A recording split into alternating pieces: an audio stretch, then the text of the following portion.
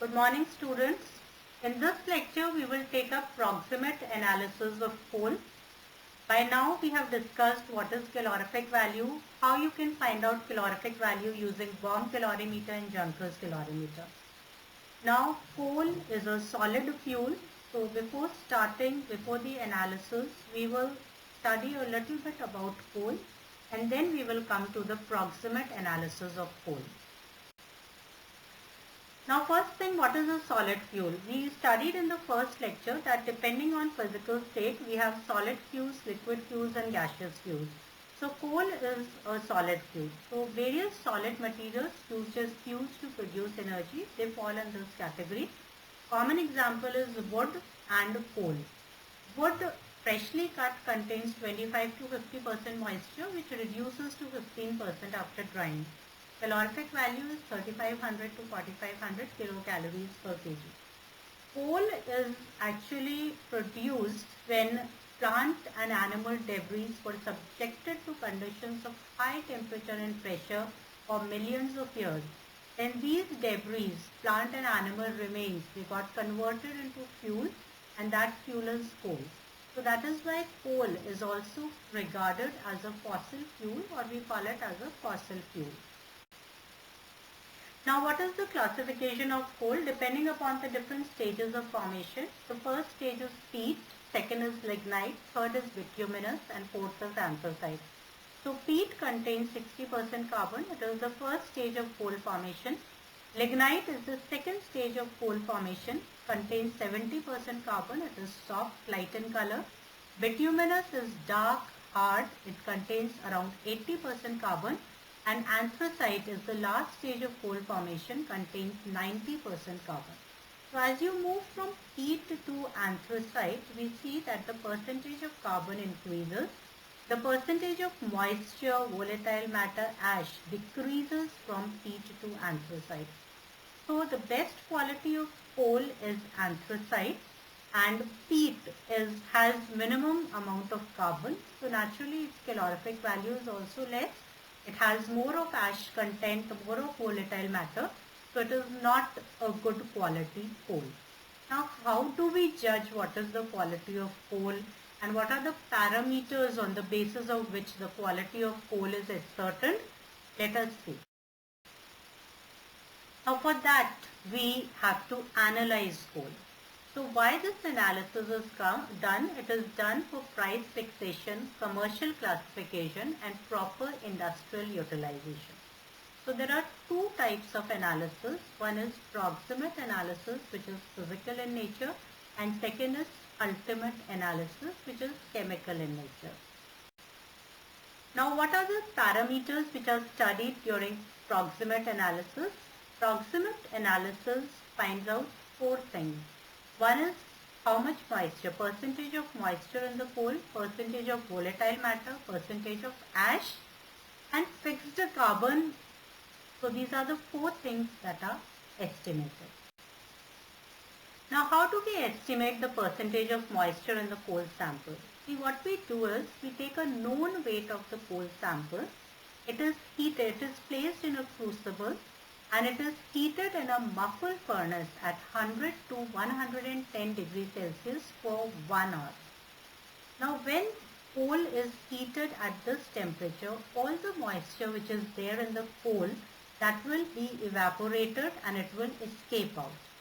What we do is after that, after heating it, the coal is cooled in a desiccator so that if you cool it in the open, it will once again absorb moisture. So desiccator contains anhydrous calcium chloride in it. That is why cooling is done in a desiccator, so that it does not absorb moisture from the environment. And after cooling it, after it comes to room temperature, we weigh it once again. So when we started, suppose the weight of coal sample was W gram. After heating for 1 hour and then cooling it, say the weight was W1 gram. So the loss in weight, that will be the weight of moisture, that will be W minus W1 gram. So percentage moisture will be W minus W1 upon W into 100. So percentage moisture will be the loss in weight of the sample or the weight of moisture upon the weight of coal sample taken multiplied by 100. Now, why it is important to know the amount of moisture in the coal sample? Because if there is more moisture, then it will reduce the calorific value of the coal sample. Second, due to presence of moisture, moisture means it is wet. So a wet thing is heavier as compared to a dry thing. So naturally its weight will increase. So the cost of transportation will also rise. Then since it is wet, it contains moisture, it will quench the fire in the furnace. And last thing which is important, why the calorific value goes down, that is because heat is wasted in evaporating the moisture during combustion. Therefore, good quality coal should have less moisture content in it. Now the second thing that we find out is volatile matter. Now to find out volatile matter, we take the coal of step 1, that is moisture free coal, and we cover the crucible with a vented lid, a lid having small holes in it.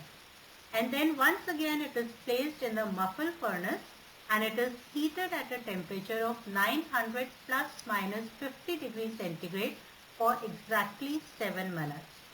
And after that, once again, as done earlier, it is cooled in a desiccator to room temperature and then we take the weight. So let the weight of the sample after removal of volatile matter is W2. When you heat it at 950 degrees centigrade for 7 minutes, all the volatile matter will get removed and the weight will reduce. So that weight is W2 gram. And we started with what weight? We started with W1 gram of the coal sample. So what is the weight of volatile matter? It is W1 minus W2 gram. So percentage volatile matter will be W1 minus W2 upon W into 100. That is lost in weight due to removal of volatile matter, which is nothing but the weight of volatile matter upon the weight of coal sample taken into 100. Now once again, why it is important to know the content of volatile matter? Because if a fuel has lot of volatile matter, it will burn with a long flame, high smoke, and it will have low calorific value. If it burns with a long flame, then you require a bigger furnace also. Then it indicates that a large proportion of fuel burns as a gas. Now see, volatile matter can have two types of things. One is non-combustible gases and second is combustible gases. So the non-combustible gases, they add to weight but they do not add to the heat value. The combustible gases, they burn, but to burn them you will have to supply secondary air and also it will require large combustion space. So generally coal with low volatile matter is preferred for in case of furnaces.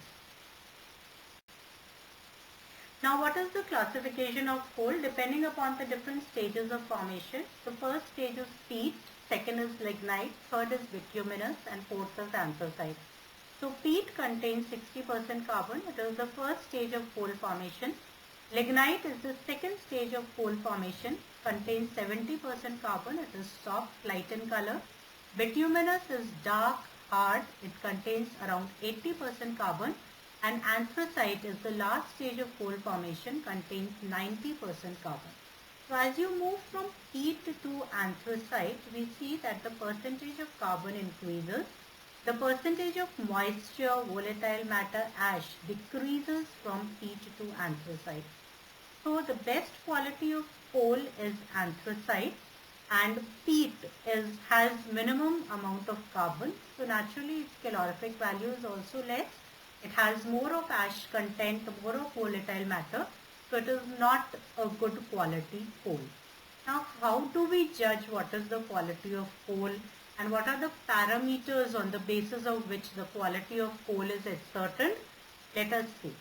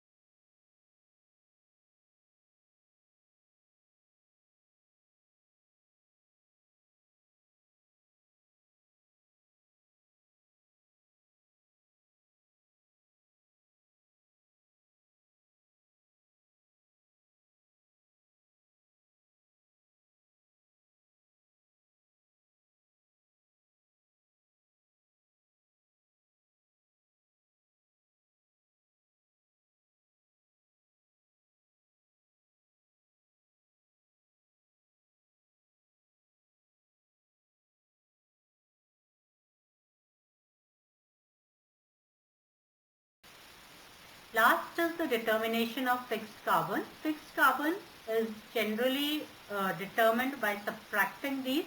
It is 100 minus the percentage of moisture plus volatile matter plus ash.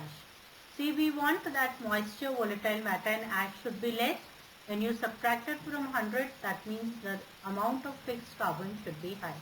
So higher the percentage of fixed carbon, greater is the calorific value, because it is the fixed carbon that burns in the coal sample. So greater the percentage of carbon in the coal sample, better is the coal sample. And that is why I told you anthracite having 90% carbon is the best coal, whereas peat having 60% is not of a good quality. Now once again I have taken a numerical problem to illustrate what we had done earlier.